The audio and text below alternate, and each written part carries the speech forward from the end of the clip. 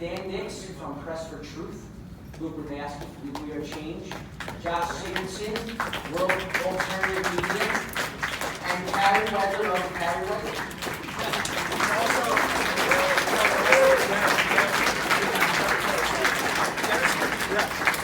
You need to get your chair. And of course, Derrick Broze. Oh, and Jason too? Yeah, let's get you off here. Come on. Scoot over. Go line dance. Line dance. And Jason, A little Goodman, more. crowdsourcethetruth. All right. And round two. You're good. You're in. Good job. All right, we're trying to mic you up the best we could. There's a lot of you, so just good job.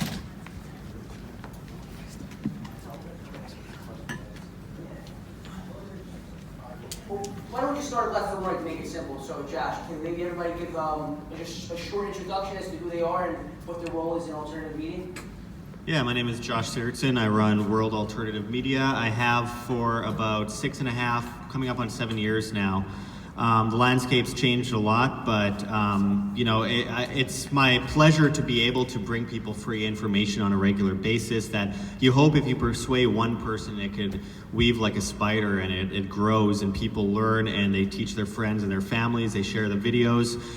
We do confrontations from time to time, documentaries. We travel around to the story as much as we can. We interview a lot of amazing people around the world, and our whole idea is to give people solutions to the problem. So you can talk about problems all day, and it's important to talk about those problems so people know what they're dealing with, but moreover, it's important to teach people what they can do about those problems. So we try to talk about the global world news, and then at the end of every video, try to give people as many solutions as possible. And one of the main solutions is always individual responsibility and what are you doing about it? What can you do to change this problem? Because it's not all about fear, it's about what are we doing about that fear that we all feel. We can't pretend we don't feel that. We all feel something is happening. We all feel concerned for what might come in the next year or two, and we need to know what we can as individuals do about those problems that we face. Ditto.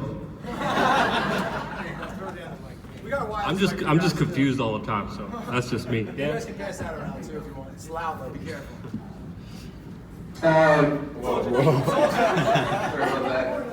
that. My name's Dlcks. I run Press for Truth. I just kind of take it day by day, putting out videos on YouTube, and I also do some documentary films. I've made 5 documentary films to date, and I basically take it day by day, and yeah, that's what I do. That's Press for Truth. Alright, I want to be careful because I have a loud voice. Okay. Alright. I'm Carey Wedler. I got my start on YouTube. If you know me at all, it's probably the girl who blew torch to her Obama shirt years ago. But that video led me to the antimedia.org, where I was a journalist and editor-in-chief until last year when we were banned from Twitter and Facebook. So, yeah, I'll talk about it more tomorrow with my team. But that's where I am. We're still figuring out how to regroup and ways to reach people, as I think a lot of this conversation is going to focus on. What's up, everybody? My name is Derrick Broze. I do independent media, documentaries, same thing everybody else already said. We all kind of do similar things. More recently, though, I'm focusing on documentary work. Some of you may have seen my documentary, Bringing Down Jeffrey Epstein.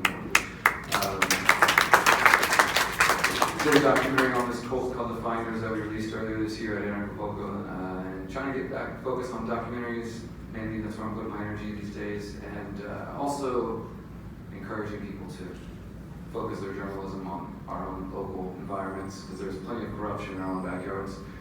But yeah, happy to be here. My name is Jason Goodman. I think I might be the newbie up here, because I've only been doing this for like 2.5 years. I had a lengthy career in, brace yourselves, Hollywood. I've invented 3D camera systems, and I was really into stereoscopic 3D. And when that part of the industry kind of collapsed, I found myself without a job. And it sort of coincided with everything that was happening in 2016 with the election in the United States. And I just found myself overwhelmed by shocking bullshit that people were posting on social media. And one of the movies that I worked on when I was in Hollywood was Spider-Man. I know this sounds incredibly corny, but I had that Uncle Ben phrase running in my head that with great power comes great responsibility. And I got really annoyed that journalists and even independent people were posting things that were obviously not true. That just simple checking, even within the context of the article or the court case or the whatever you were reading about, if you would think and stop, you'd realize that it was a lie. And you know, Derrick just brought up local corruption. I cannot stand bullies, corruption, lawyers who send you letters to try to get you to do something that they have no legal authority to tell you to do, fake lawsuits that people bring to try to force other, journalists or whoever to stop doing stuff, fake news articles about hamburgers on the street in Queens from In-N-Out Burger in the New York Post. You know what I'm talking about. So that's how I got started. I've been at it for 2.5 years, and it's been a really great response. I have to thank the guys from Anarchadelphia, all these anarchists. I gotta keep my anarchy straight, but thanks for inviting me, and thanks everybody for coming.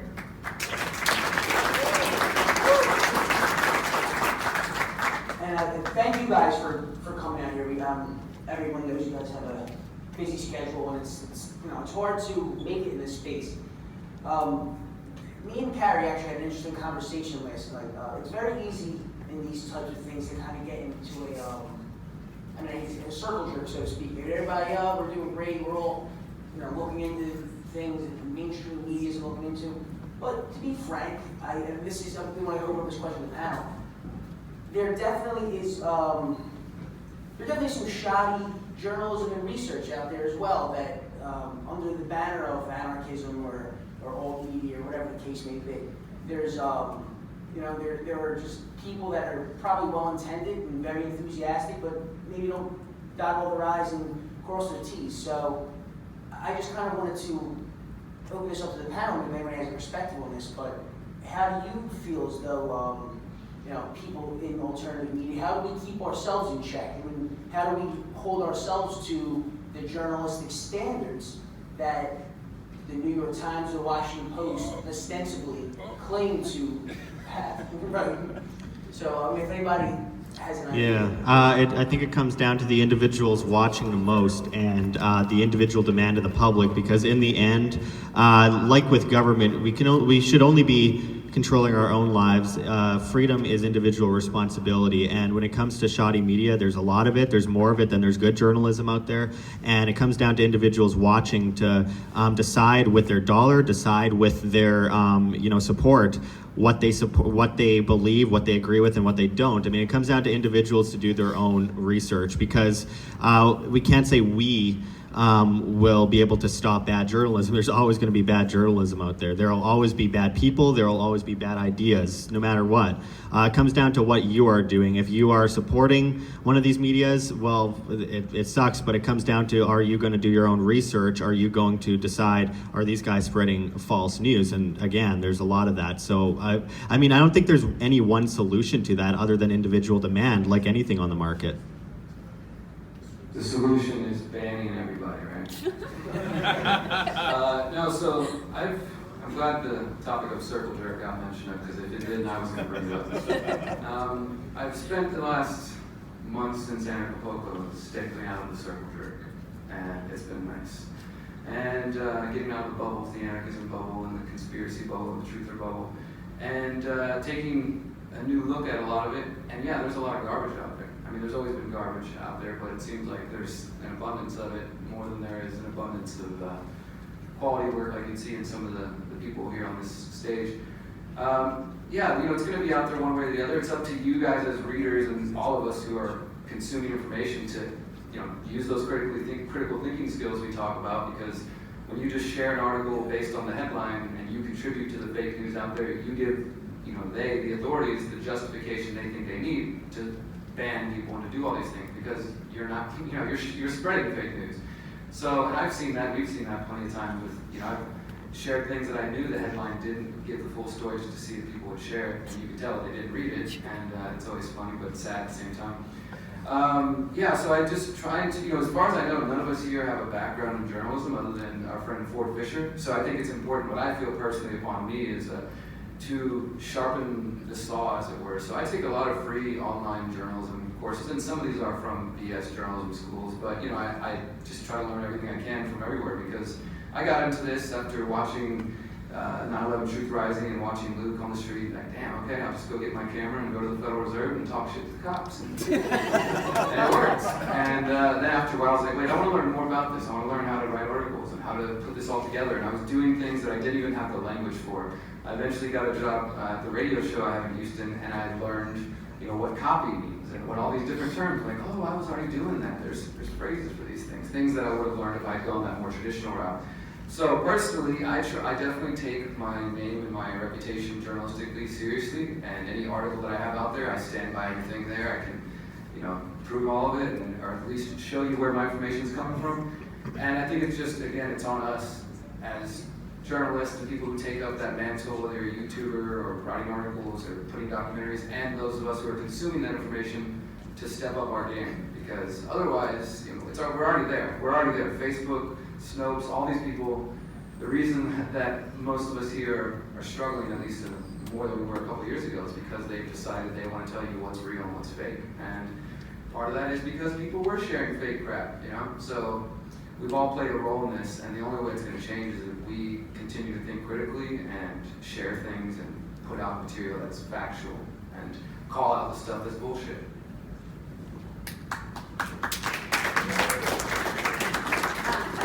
Thoughts that are semi-related, but I want to try to remember them all. So first, as you mentioned, they're going to look for excuses to crack down on people.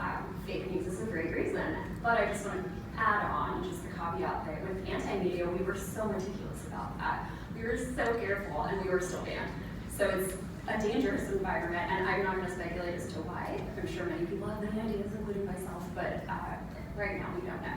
The second thing is, you mentioned critical thinking, you're mentioning do your own research. I just want to note that a lot of, say on any posting, a lot of the comments of people saying that are actually sharing fake news. So I think the sentiment is wonderful, the intention is great, but I think what we're lacking in our community, and this is something I've had to learn, being in charge of anti-media was an ongoing process, I'm still learning it. We actually need to have the technical research skills. We can't just say research yourself. And this is coming from someone who went to public school. I'm sure a lot of us did. Maybe we didn't necessarily learn all the skills we needed to really thoroughly process information. So I think it's not just the sentiment if we need to do our own research. It's we need to learn how to do our own research.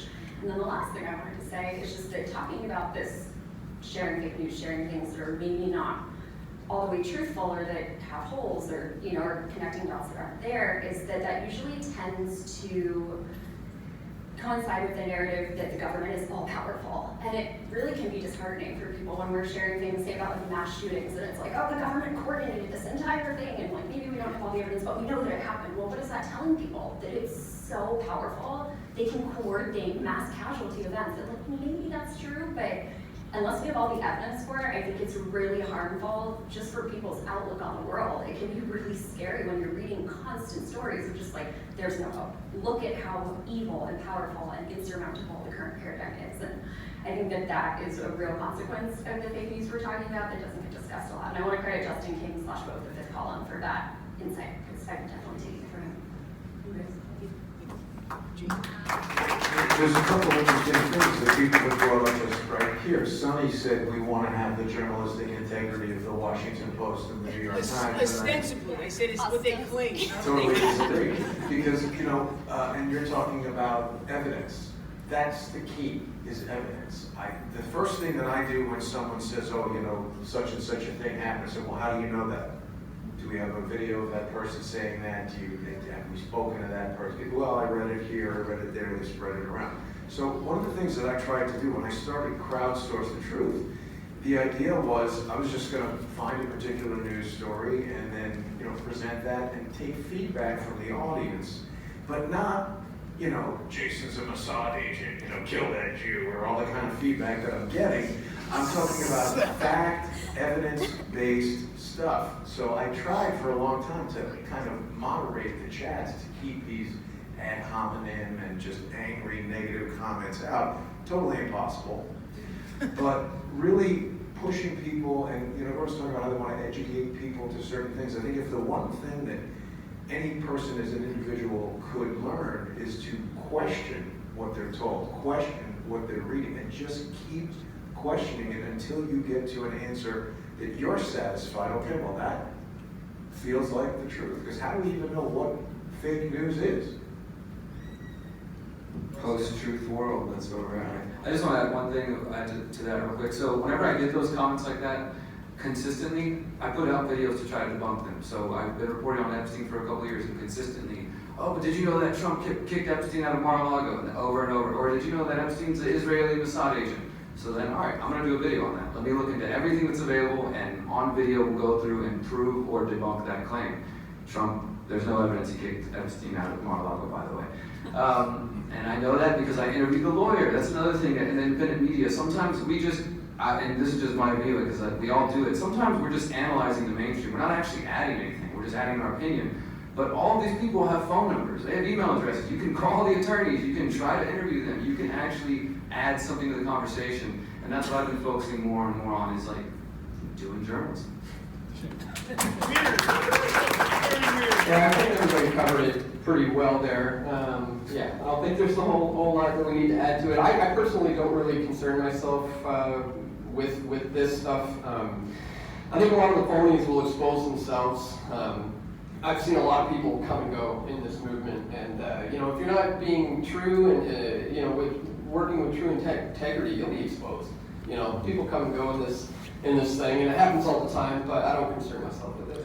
Yeah, and I think there's also a monetary incentive too, as far as that goes.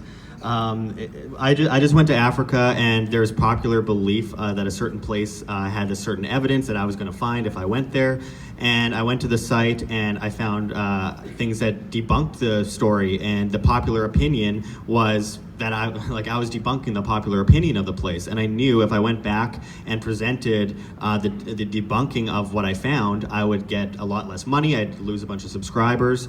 But you gotta look past that and look at what are you bringing people, how valuable is that information in the long run? The responsibility lies on you. So you have to be willing to go out of your comfort zone and say things that your audience itself won't agree with, whether you're anti-Trump, anti-Hillary, anti-Bernie, anti-whoever, left-right paradigm. You're going to annoy people on both sides, and you're going to lose money, and you have to look past the money and viewership and popularity aspect and look at how are you going to sleep at night. I think that's important.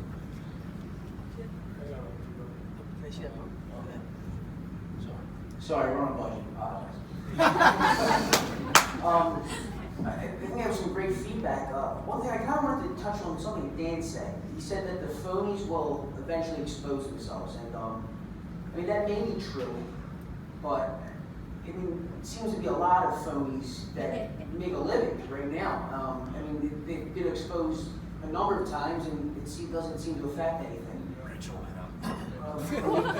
Listen, it's very easy to throw stones at those people. I don't think many people here are Rachel Maddow fans, but I wouldn't think. But I think it happens. We're all susceptible to it. We all have our own blind spots. What I wanted to ask you guys, as journalists, have you ever had an experience in which maybe you,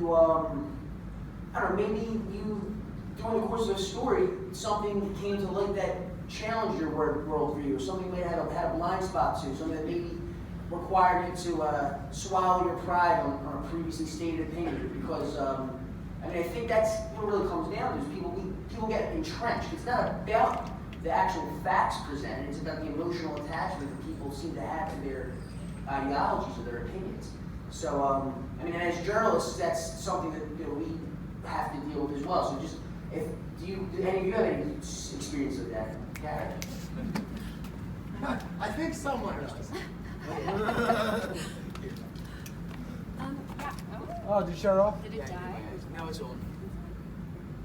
Can you tell we're amateurs, by the way? It's our first You're working great. I want to be the first to admit this, and I shared this story in my speech at Anarchadelphia last year, but I think it's really important, and it was really embarrassing for me, and I want to share it because this has been part of my learning process. So it was 2015, and I was working on a story for antimedia. I had come across, there was some nuclear meltdown about 20 miles from where I grew up in Los Angeles. It was in Simi Valley. It was in the 1950s. The government lied about it, covered it up. The company in charge working with the Department of Energy covered it up. And to this day, I get emails from people saying, there's 3-eyed frogs in my stream by my house, very serious stuff. And I did a 2-part, very in-depth piece on it. I was looking at all the studies, I was looking at all the original reports, I was looking at all the history. But then I'm feeling pretty good about myself. I'm like, this is important, I'm doing real research. And then I reached out to one of the researchers who had conducted one of the studies that I had cited. And I just wanted more input. I was like, what can you tell me about this? And I got the most scathing email in response. He had read my article. He was like, you completely misquoted this study. You're misrepresenting information. And he, of course, thought I was doing it maliciously. I wasn't. I just had been caught up in a lot of stuff, and I misread it, and I misquoted it. And then later, I got an email from someone I mentioned in the story, and I mixed up the illness or the cancer they had. And that was such an important experience for me because I was like really embarrassed because I always pride myself on being accurate and being responsible. And it was like, combined like a 10-page story broken into 2 5-page articles, but if you go back and look at them, there's all these corrections, like editor update at the bottom, because I had to correct it, I had to be honest about it, but I feel like that really brought me back down to earth because antimedia was doing so well at that time, and we were growing like thousands of subscribers every day, and I felt really good. I was like, I know what I'm doing, and it was really nice to be put in my place, and that is one of the reasons I became so serious about factual reporting. And I don't know if that's exactly what you're talking about, but it definitely challenged not only my perception of myself as a journalist, but just the level of focus that really is required to be responsible about reporting information.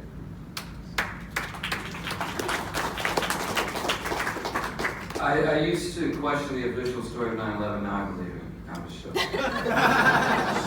But since 9/11 did just pass, I do think that probably in some of the earliest years of my work, before I was really taking it serious, before I would consider myself a journalist, I was more just like activist, doing my own research.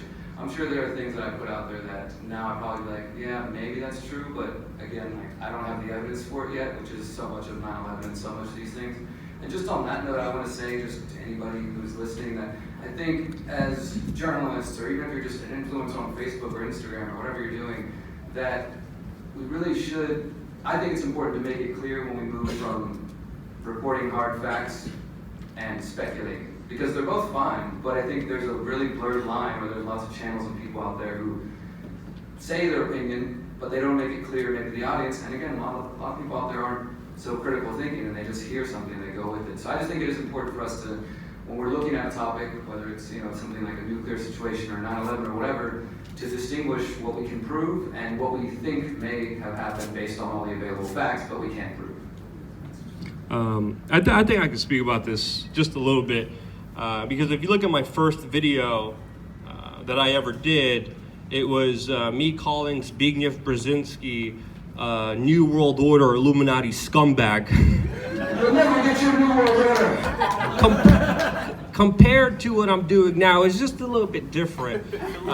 Specifically referencing my latest work in Hong Kong, there's a certain narrative out there, and those narratives are always broken when you're out there in the field doing the actual work. And it's difficult sometimes because you have a lot of people trying to play the optics game, trying to sway you, trying to manipulate you, trying to buy you off in many different ways, either with money, with power, with exposure, with work, whatever it is. It's all extremely tempting to a lot of people. A lot of people bend over and take it and sell their souls, and it gets ripped off in front of them, and they can't sleep at night. And that does happen a lot. But specifically referencing Hong Kong, it was a very peculiar situation to cover because the Hong Kong protesters are extremely smart and intelligent and caring.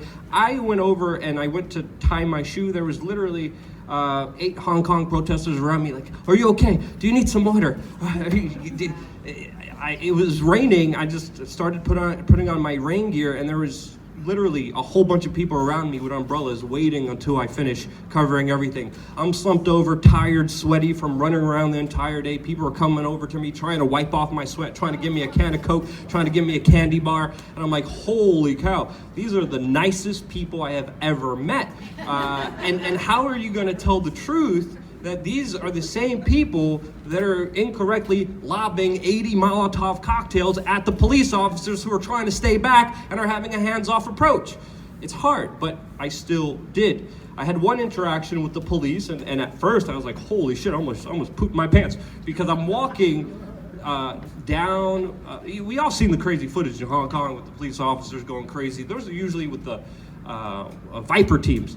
The Viper teams are all black, kung fu, mosquito, like masked up, crazy Ninja Turtle looking dudes who just running around like spastic for no reason at all. They came to a destroyed train station that 3 hours earlier the protesters were just destroying. They flooded it, they tried to light it on fire, they destroyed everything. And again, my live stream reported everything live, but I'm walking and these Viper teams are looking for anyone to retaliate, running back and forth in this huge intensity, hundreds of officers, full riot gear. And just me and this other college kid that I randomly hired, who's scared out of his mind, walking with me, and I'm like, holy cow, it's just us and these Viper teams that hit everything that's in their way. Like, holy cow, I'm gonna crap my pants, they're gonna mess us up soon. And then, you know, it's just us, all these people running around, and out of nowhere, these cops come up to me, and I'm like, holy cow, this is it, we're gonna get the crap beat out of us. And I'm like, what? Sorry, obviously I don't speak your language. They're like, excuse me, sir, it's a lot of water here. Walk over here, your shoes won't get wet. And I'm like, oh, thank you, officer, okay, yeah. You know, it totally disproves everything that you're told in the media, but you have to report these things regardless. It's not easy sometimes, but it needs to get done. And the best way to do it is what I do, is just have it live. People donated to me. They allowed me to have a GoFundMe. I did professional videos, but I also did live streams that can't be edited, can't be manipulated, and you see everything as it happens. So I think that's a big, important perspective. So yeah, that's my take on it.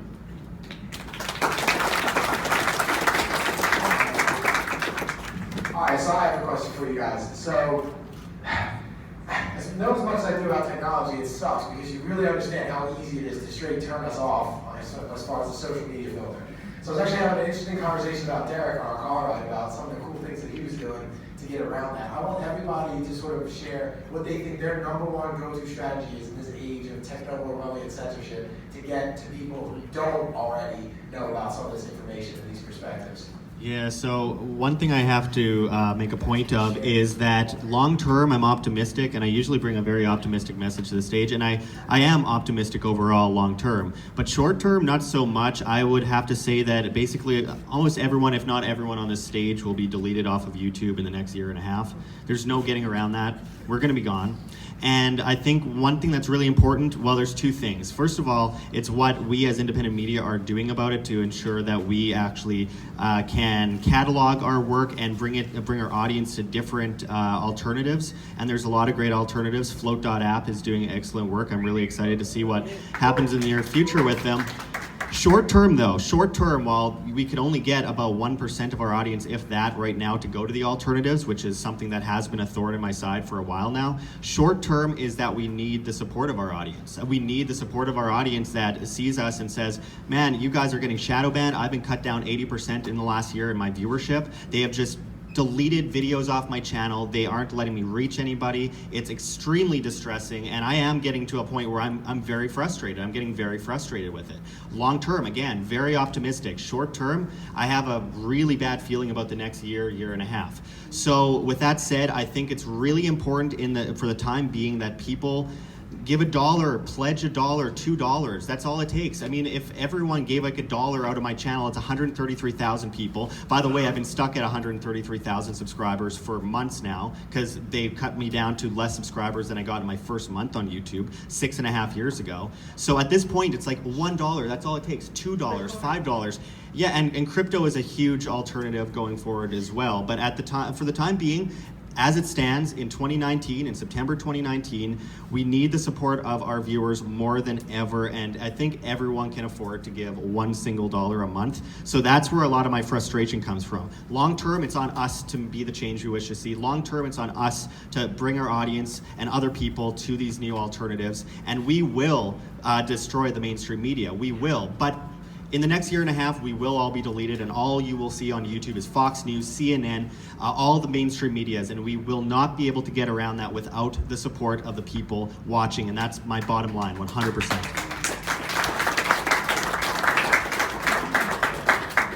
Yeah, we got a question from the audience. Okay, so I watch YouTube and sometimes you have ads come up, monetization. I don't know if you guys are familiar with a channel called Prager University. Have you seen any of the commercials that Prager's putting out right now? For crypto, yeah, right? No, they're putting out the fact that they're suing the government.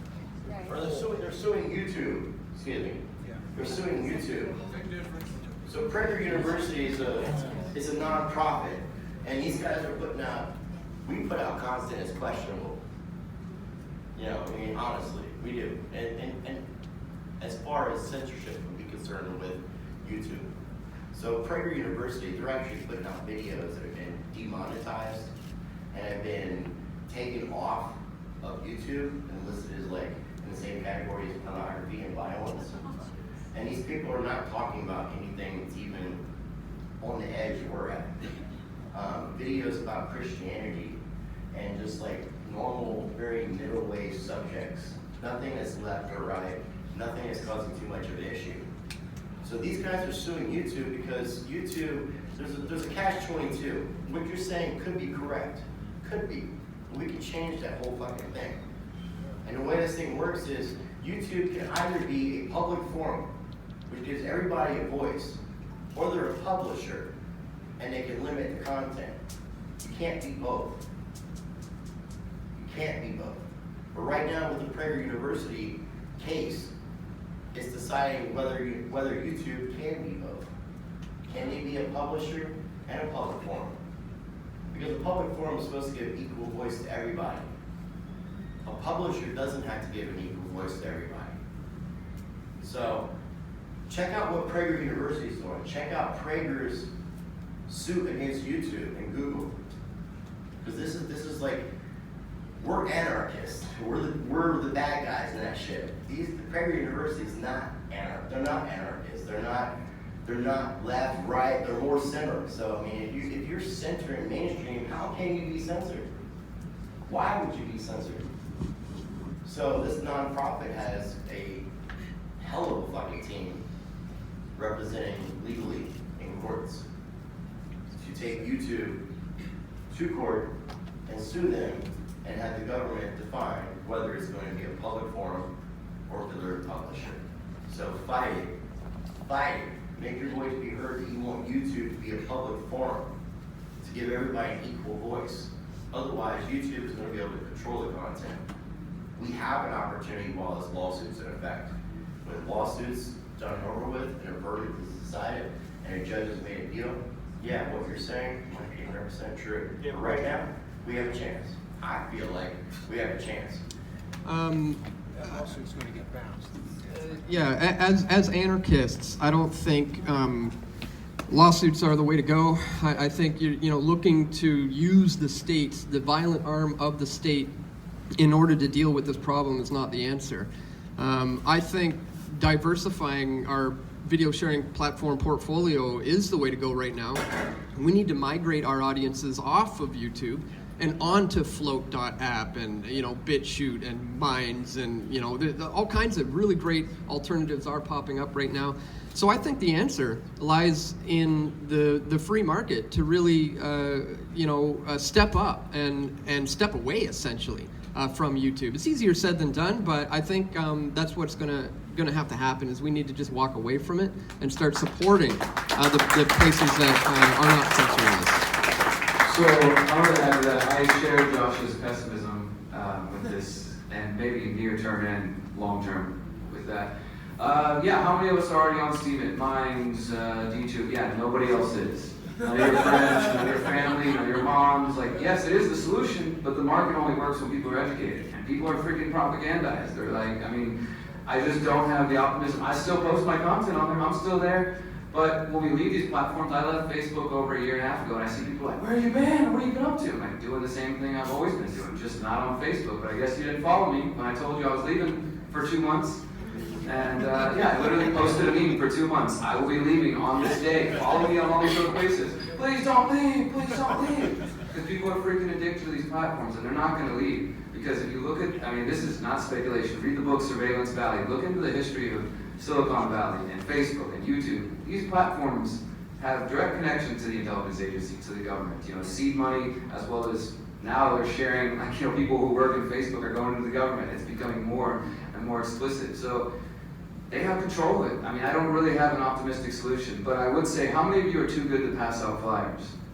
Anybody here too good to pass out flyers? Anybody here too good to leave a flyer on a car? Because that's how I started 10 years ago. Putting out flyers with, are you concerned with the police state? Are you worried about these crazy things in the sky? Are you worried about surveillance? And going around downtown Houston. I'm not saying that's everybody's perfect strategy, but, and I come from a background of a promoter, so every time I put on a show, go around Houston, putting up posters, putting up flyers. And then once it got into activism, it's like, why don't I just do the same thing? Just put a message out there. And it worked, and people responded, and that helped me create an activist group. And it was slow, but it built. But I don't think social media is the answer that we want it to be anymore. There was a golden age that we all have gone through, and it's not there anymore, where you could reach and make things go viral. And we've seen it with the anti-media. We collectively, people in here contributed to building the No War Against Syria movement and the No War Against, we saw that go massive. Protests all around the country, all around the world. Can't do that anymore. I've most recently been writing for the Mind Unleashed. 9 million followers on Facebook, and we can't reach 100 people. 100 people. So in the last year, since the purge started almost a year ago, when that happened, I've lost my writing job at the Activist Post with Ben Swan's Truth in Media, with Antimedia, with Mint Press News, and now with Mind Unleashed, because nobody can survive. Nobody can pay a team of writers anymore, a team of editors. So I do think that these are the solutions. I just don't see a public that's willing to follow us. I mean, my solution is kind of like, the best analogy I could think of is like Jeff Berwick in a brothel. You have to do everything. Every possible option is on the table. You have to grasp it.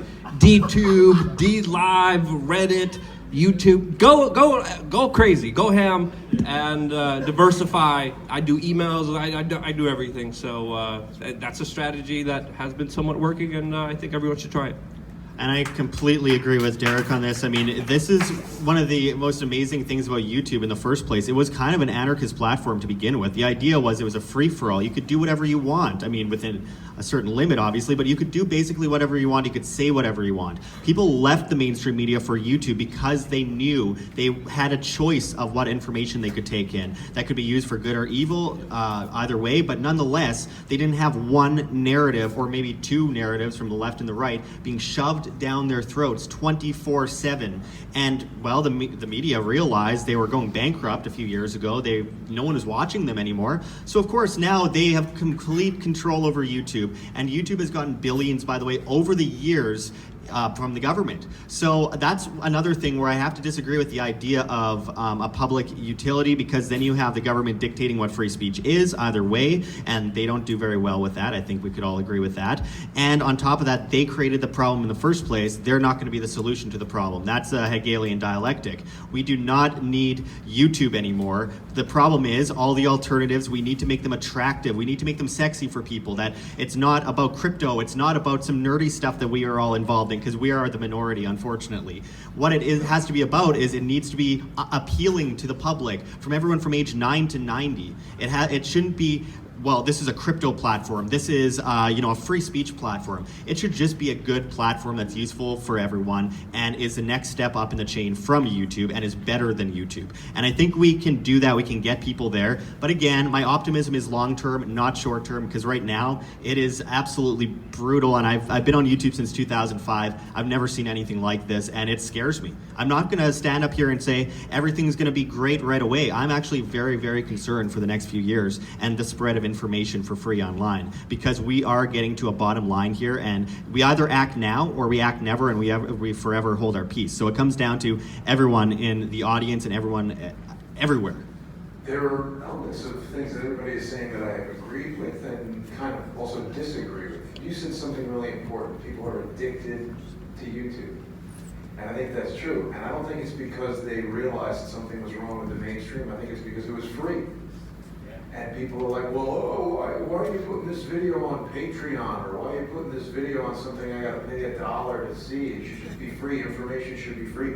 Information should be free, but food is not free, rent is not free, going to Hong Kong is not free, coming here is not free. So people want us or anyone that they're watching to create this content. They need to be kind of brought around to the idea that, anarchy, capitalism, we have so many different ideas that we're sort of smashing together here, but the fact is, what YouTube is doing, and I totally appreciate that Josh has been there since 2005. That is groundbreaking. You can absolutely tell the pioneers by the arrows in their backs. But the fact is, think about it. You want an on-demand video service with millions of hours of high-definition video that frankly almost never fails, works great. You can watch tons of videos all the time on every topic. That is so mind-blowing. How would you put that together? What is the cost associated with that? Just with these, 6 people on stage here, how many hours per day, per week, how many gigabytes and terabytes are we adding to that? I mean, frankly, YouTube should be charging me like $1,000 a month just for using that. So another one of the things that I'm trying to do with Crowdsource the Truth is to get people out of this mindset that everything is free. Because it's like anarchy or whatever. People want things for themselves. You want food, you want a house, you want your channel, your information, whatever. So we need some kind of system of agreement. And I think that whether it's cryptocurrency or fiat currency or whatever you're going to go to the supermarket and buy your food with while we're living in today. We talk about how we want to move in the future. I just think that we need to get people used to this idea that, look, it's not free. You're giving away your freedom of choice when you're on these free platforms. And I've been using YouTube, granted for a lot less time than these guys, I've been using YouTube as an advertising platform, for a paid platform where I'm trying to put more of my content on Patreon, on Subscribestar. I want to hear more about Float.app. But as people who want this information but maybe can't leave their job and start their own channel or aren't at that place, these guys are right. The thing to do is to say, you know what, I'm going to cancel my Comcast, I'm going to cancel my Cox Cable, my Time Warner, and I'm going to take that $80 a month and I'm going to send $2 to each of the people on stage here, and these are the shows that I'm going to watch. And I never, this is just a suggestion for anybody to throw away if they want, I never use the word donate. Nobody is donating anything to me unless I'm lying in the street with a pan there and I'm near death asking for donations. People become sponsors of Crowdsource the Truth because instead of going out and getting $1 million contract where Nike is going to have me tell people to buy shoes or whatever, the individuals are the sponsors, and that's the only way that the consumer of news can be sure that some big, huge financial interest is not having undue influence on the person giving you that information. And I don't mean that they're saying, Derrick, you're going to talk about this, but when you're Tucker Carlson and you say, hey, wait a minute, there's a weird video of a helicopter landing in Vegas, and you go to Vegas to investigate, and somebody at Fox says, hey, dude, you like getting $5 million a year? Stop talking about Vegas. That's all they need to say.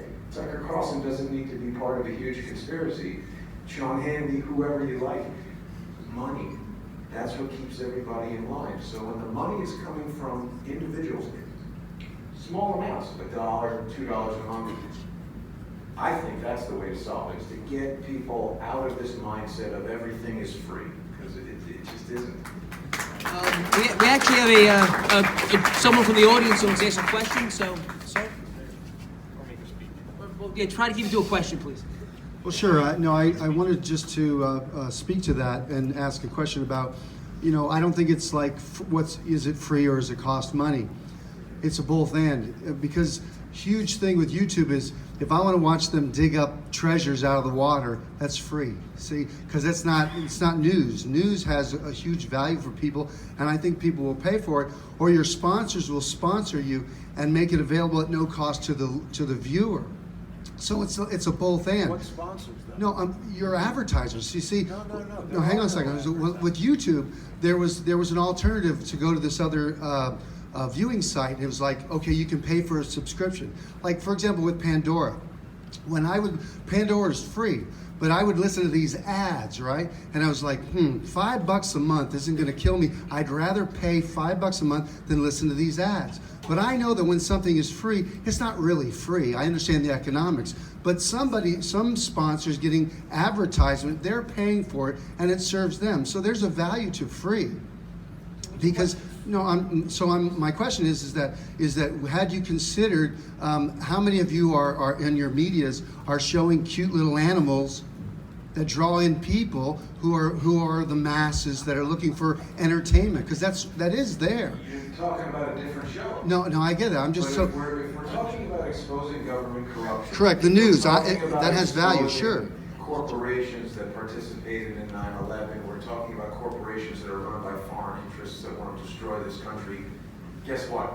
No, You're not going to get advertisers for that. No, there are. I'm just saying that has value, of course, and there are the sponsors are willing to pay for that and to support that. Yo, I'm sure if But there we're were, talking they'd about be the all masses. sponsored right now. Right. They're the best in the business. I think there's two sides. I think there's two sides to that because, I mean, tyranny always comes under the guise of convenience. They manage to enslave the masses under the guise of convenience. Scan your hand, make a quick payment, it's easy. Facial recognition at the airports, you don't have to stand in a big line, all that kind of stuff. It always comes under the guise of convenience. So I believe that a big part of the solution is bringing forward great solutions under the guise of convenience. You don't have to educate everyone on Earth, you just have to create great alternatives, great ideas that people will follow along with. And I think money, yes, charging, that's good, but also we need to have that free information out there because that's how we've created this revolution up to this point so far, is reaching people who were like just hit from the side by this information and never went out looking for it. They just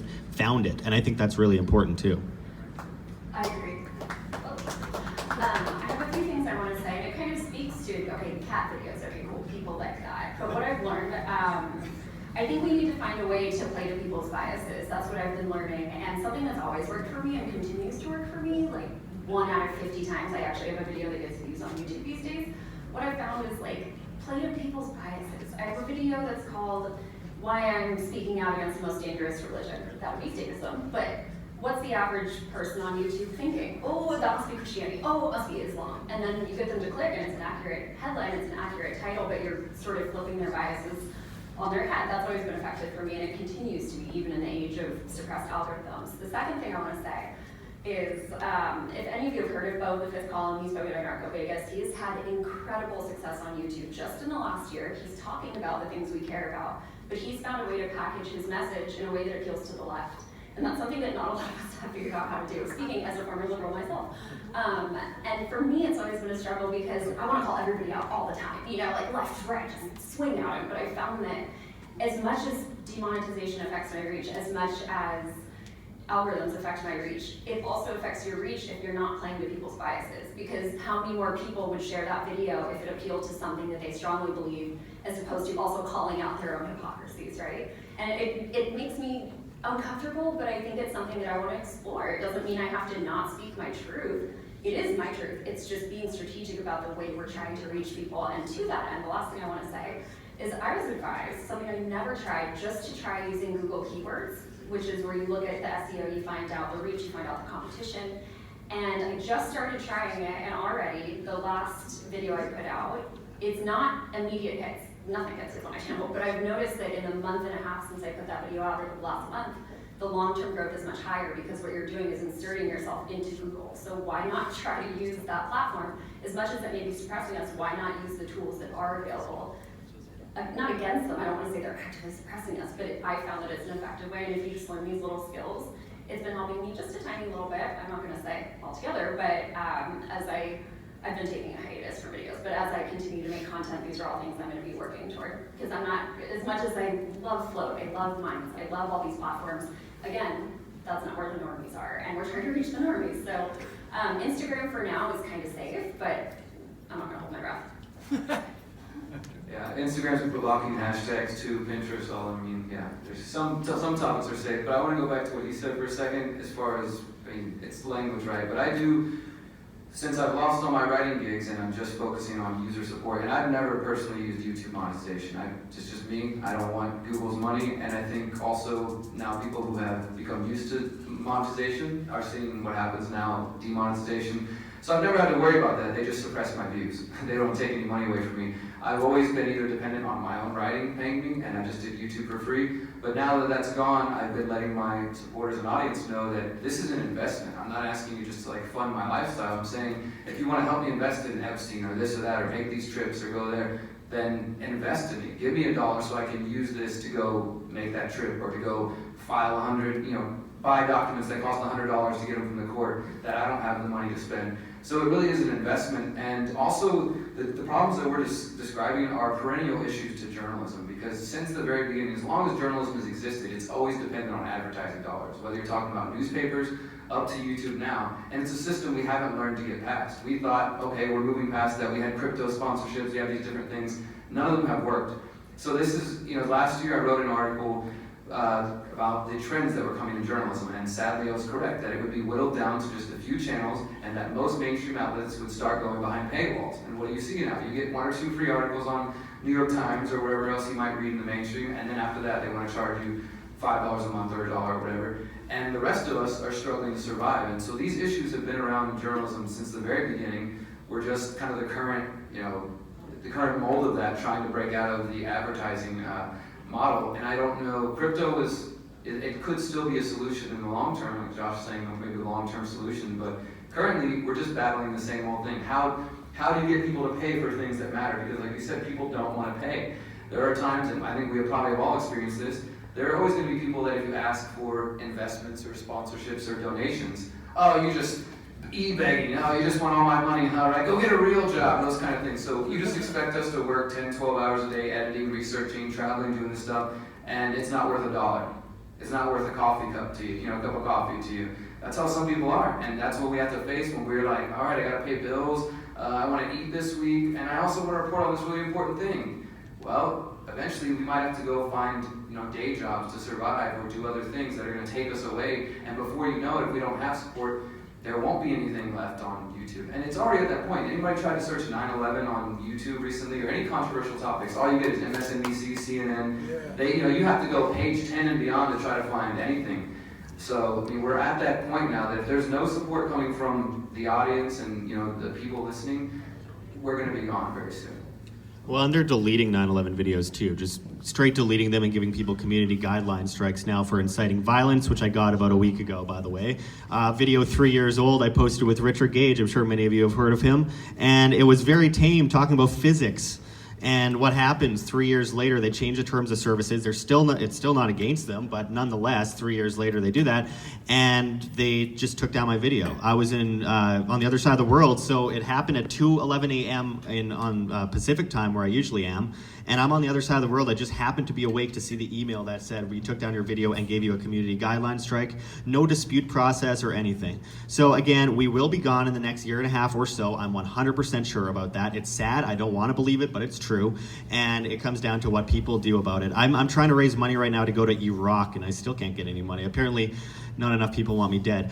But I think it really does come down to the audience, and they went after monetization first, and then when that wasn't working because people were getting sponsorships, then they went full shadow banning and cut down viewership 80 to 90% on everyone's videos. So you could have millions of subscribers at this point, and you go live on YouTube and you're reaching at the most 150 people live. I mean, does anyone actually buy that makes any sense at all, that you have all these subscribers and no one is seeing your videos?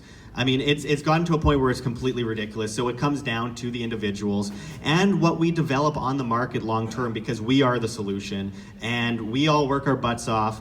I know I work about 18 hours a day to get this stuff out, and it's killing me because the harder I work, the more they come down on me. So I need you guys, all of you, not just for myself, for every other independent media up here and all the other independent medias out there that can't make it today.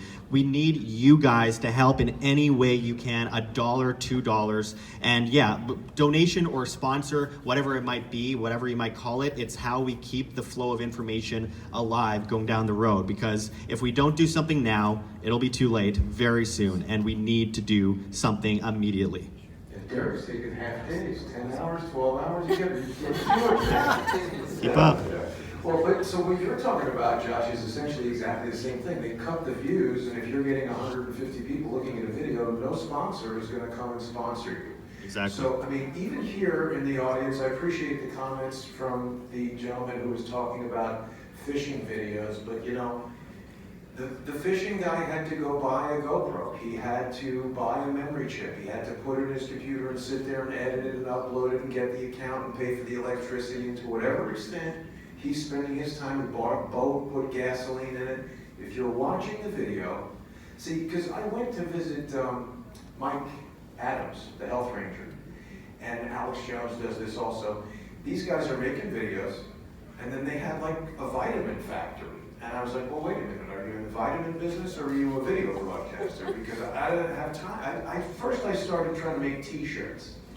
And I would put like, the graphics that I make for my shows, or sometimes like comedy images of the people that I'm talking about, who now want to sue me for selling their images on t-shirts. I made $178 in 2 years from selling t-shirts, so this is going to be a massive lawsuit. But the point is, having all these peripheral products where, some sponsor is paying you and, oh, this person's getting sponsored, I'll just watch the video. What I'm talking about is direct to the consumer. If you're consuming the information, if you're viewing the information, and you want to make sure, even if there is a sponsor, if your water filter sponsor or your freeze-dried meal sponsor or whoever, they don't like your story about non-GMO or GMO or whatever in the freeze-dried meals, they're going to say, hey, I was talking to a friend of mine who writes for a pharmaceutical magazine, and he assured me that the pharmaceutical sponsors have no influence over the editorial content. And I said, really? How about the fact that if they stopped sponsoring you, there would be no editorial content? So even if you don't know it, the sponsors have an influence over the information. The only way to stop that is for every single person who's watching to be a micro-sponsor. Distribute.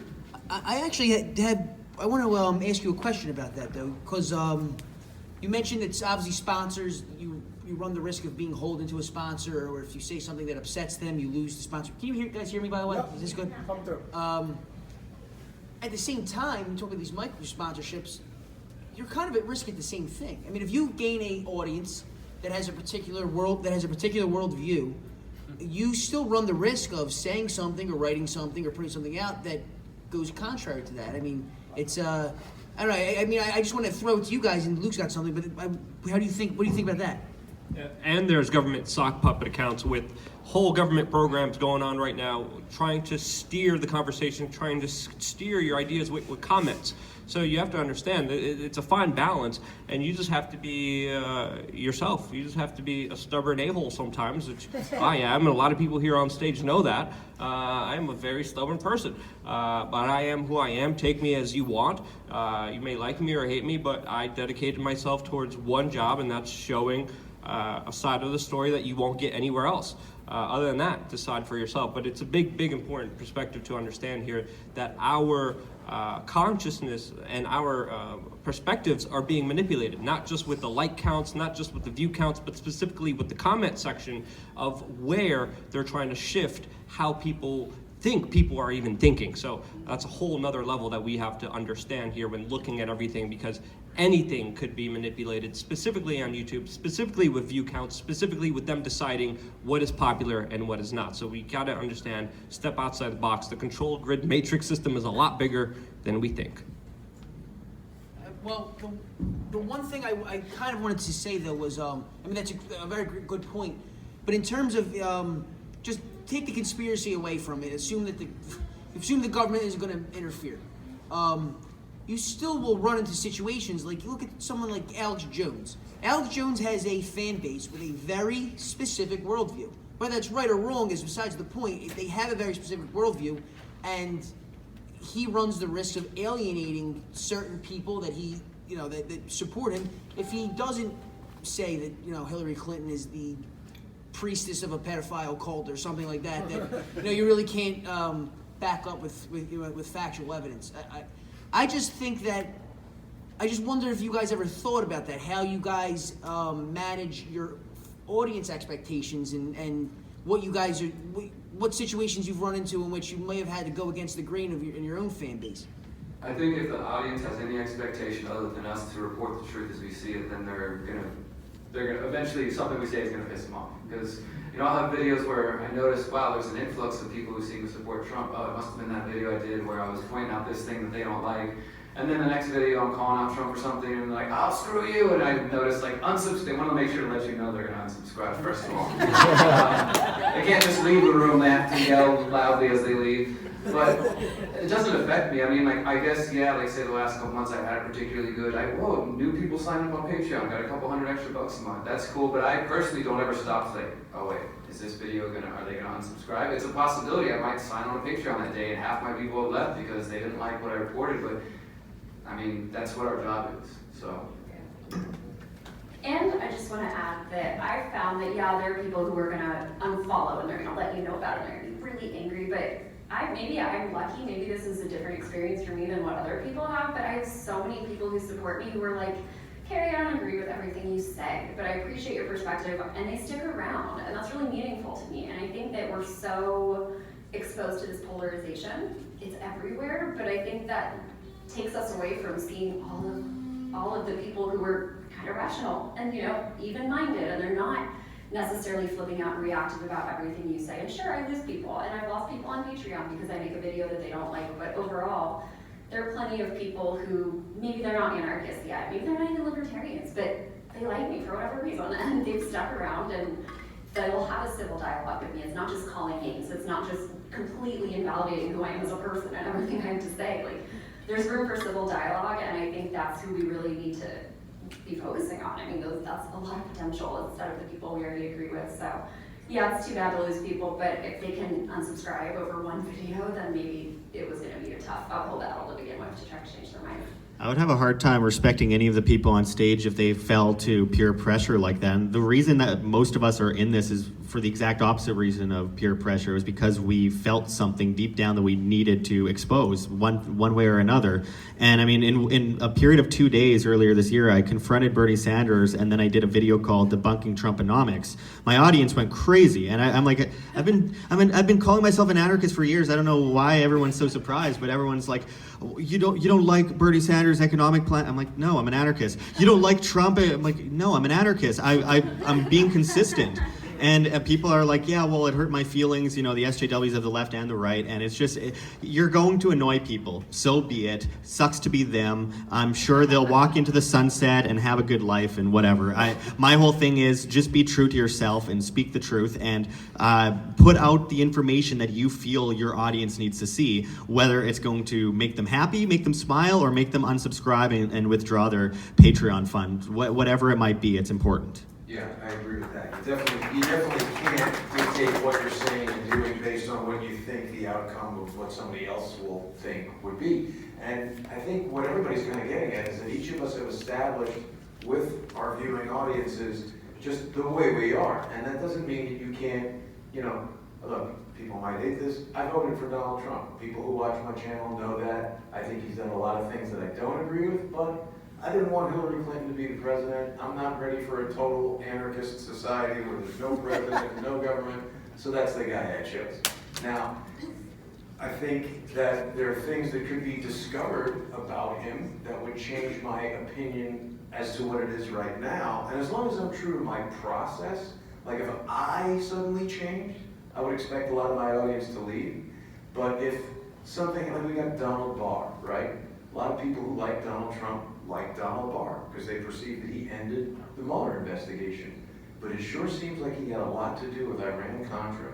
It sure seems like he was working for the CIA.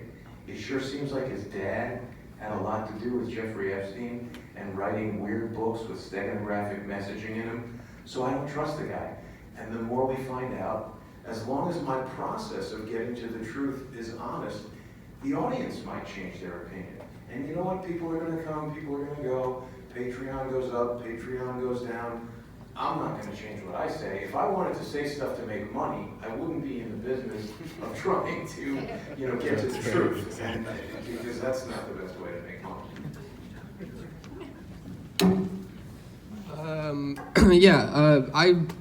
I recently have been getting a lot of unsubscribers. There's something I used to not really want to bring up. I would sort of censor myself a little bit on it, and then I realized I have to speak my truth. I have to be, you know, I have to keep it real. And in what we do when it comes to news, I used to really not want to bring up anything spiritual. My spiritual beliefs, I would just not get into that. But eventually I realized, you know, this is how I see the world. This is actually a big part of what I believe. And if I'm not speaking about that, then I'm not being true to myself. So for me, I knew coming out and saying I'm a Christian in this community was going to be detrimental to me, but I didn't care. You know, I had to do it. So I think it's important to be truthful to yourself, and you're gonna get unsubscribers, but they'll spot the phonies.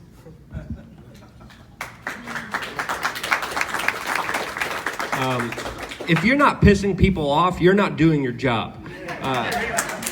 I've been described by MSNBC and Chris Matthews as a right-wing racist teabagger. Bill O'Reilly, when he was on Fox News, he called me a jihad-loving liberal. All of this absolutely makes no sense at all. There's going to be a lot of people trying to steer you, and the only thing that matters is you being you. The main reason we do what we do is because we get to express ourselves and we get to do what our loves. There's not a lot of money. There's not a lot of great things about this job, except for being able to wake up whenever you want to wake up and say whatever the hell you want. And that's what's going to allow you to keep going, and that's what I love about this. So, yeah. We actually have a question from one of our future speakers, so Howard.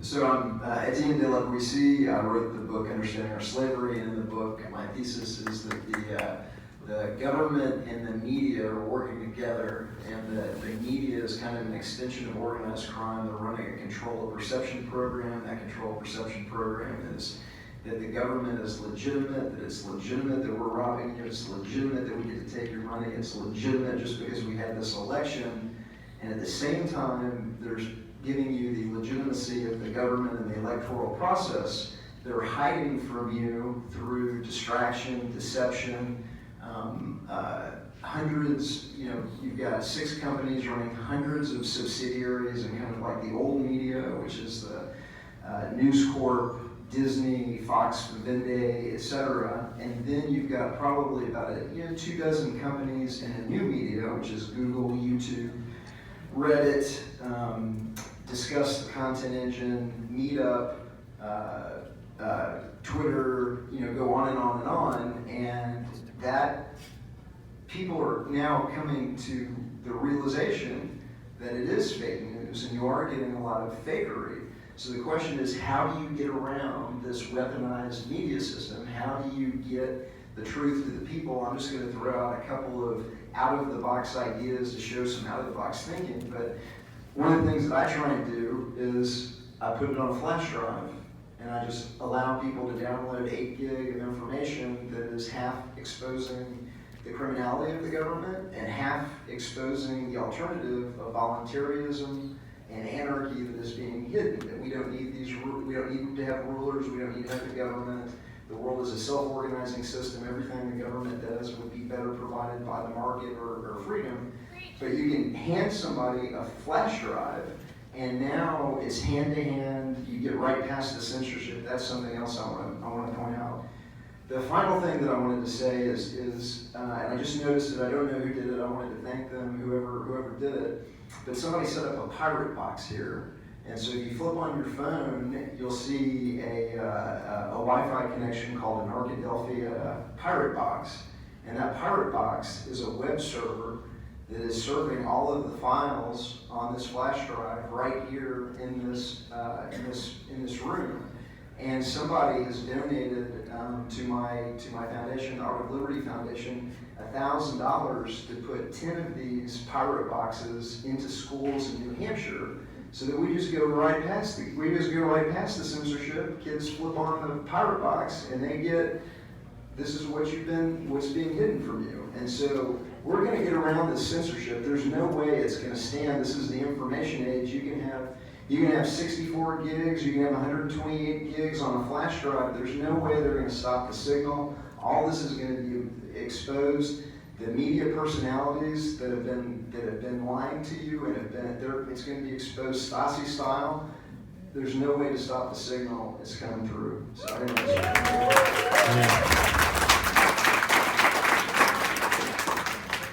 I just want to commend you all for your courage.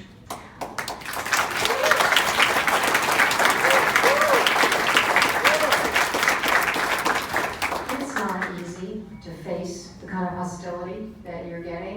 It's not easy to go to dangerous places. It's not easy to hang in there every day when you're being thwarted. I know how much the media lies through Ross's case, and I don't trust them, whereas I've spoken to many of you, I trust you, I know that you are committed to the truth. And I know they're not. I think they probably are getting marching orders from the government in many cases. They certainly are an echo chamber, they're incredibly shallow, they lie. So I just want to say, please don't give up. You know, it's like we need you, we really do. And I just want to tell a little quick anecdote about some courage in a dangerous place, which was a federal courtroom in 2015. Derrick Broze was there covering Ross's trial, and he really upset the federal judge at the end of the day. He got up when we were all adjourning and yelled, "Ross Ulbricht is a hero." She freaked out.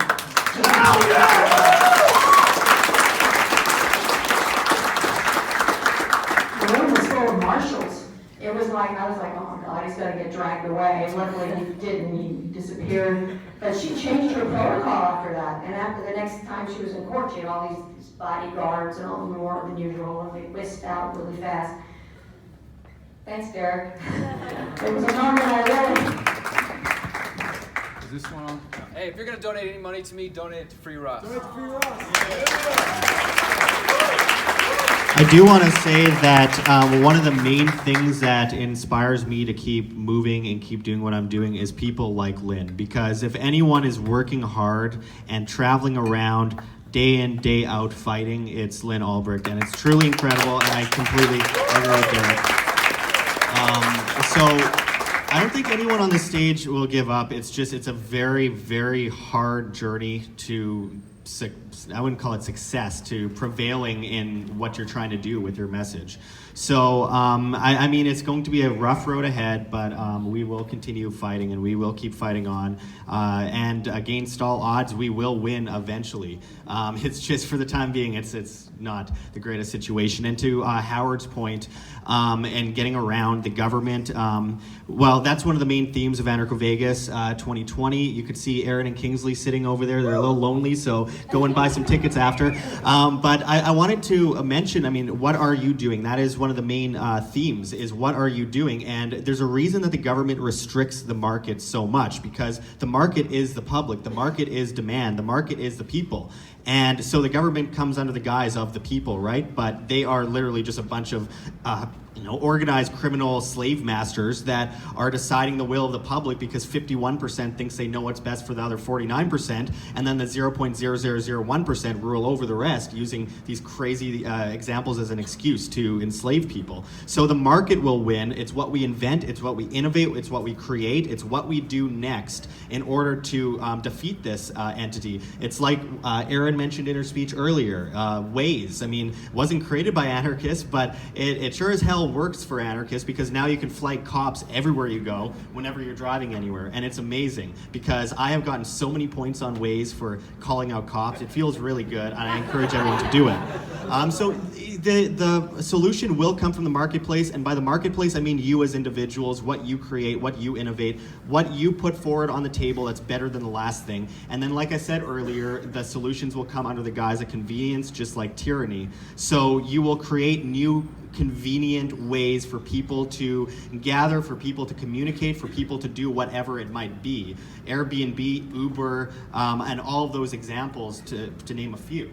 We will replace the government, and people will unwittingly accept it, just like they unwittingly accept the government control over them. So I have a lot of optimism going forward. But to Howard's point, what are we doing to get around it? That is the ultimate question, is what are we as individuals doing? Not what is your neighbor doing, what are you doing? And that is my answer to what Howard was asking earlier. And I just want to add one thing to what Howard was saying, which is the power of the media. But I just want to point out, how many of you remember just a couple months ago with the entire Iran tanker situation, where the media was parroting everything the Trump administration was saying about Iran being responsible for the tanker? Yeah. People didn't buy it.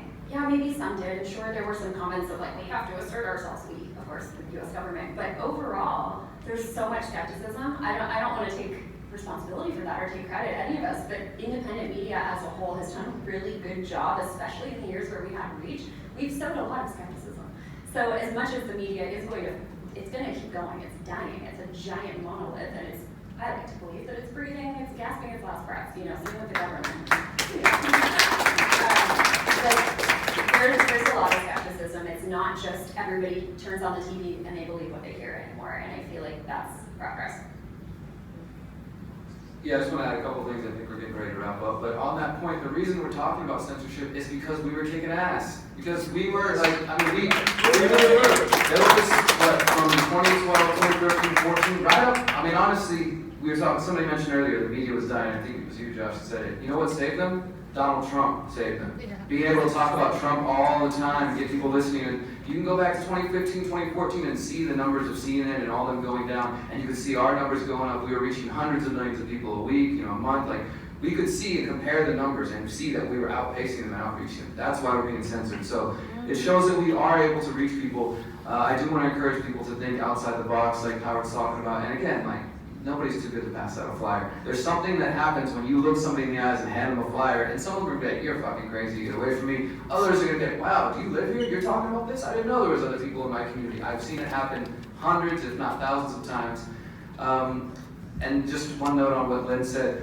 I don't know if you saw the article, Lynn, when they mentioned that. They described me as they said, dreadlock supporter of Ross Ulbricht. Yelled out Ross is a hero, and they said something about marijuana smoking and you're smelling of marijuana or something like that. That's newsweek for you. But the other thing I just want to mention that's important to me and becoming more important to me recently is the impetus is on you guys as much as us, all of us that consume things. Because I know that for me, I consume everybody else's work. I always check out what you guys are up to see what's going on, because I don't like to create content that like, all right, Josh is already talking about, Luke's already talking about, Dan's talking about it, I'm going to find something different to talk about. It's already been covered ad nauseum. But there is a danger that I've been seeing of what my friend James Corbett refers to as infotainment, conspiratainment. How many of us get sucked in just, all right, what's TruthStream up to? What's Mark up to? Okay, what's crowdsource? What's Carey up to? I mean, I do this, and I'm like, okay, but what am I doing? I mean, there are some folks who consume this, and it becomes an obsession. And I think it can become sort of a short circuit to taking action, because you want to watch every single documentary and consume all this and consume over and over and over. And yeah, we need the knowledge in order to go out there and to share it with other people, but make sure that there's action that goes along with that. That'd be my final thought. Thank you, guys. Thank you, guys. I'm sorry, Jason, you want to close it out? I think everybody's said really great stuff, and I, for the most part, agree. I think everyone is here, you're engaged, and people are going to do what they're able. Everyone's got jobs, family responsibilities.